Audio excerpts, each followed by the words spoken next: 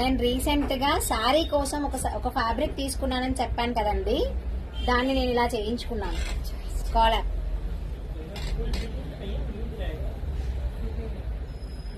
ఇలా thread loading వేయించుకున్నాను. All over శారీకి ఇలా థ్రెడ్ లోడింగ్ వేయించుకున్నాను. ఆ రోజు నేను చెప్పాను కదా, నేను థ్రెడ్ లోడింగ్ వేయించుకున్నాక మళ్ళీ వీడియో తీసి పెడతాను అని.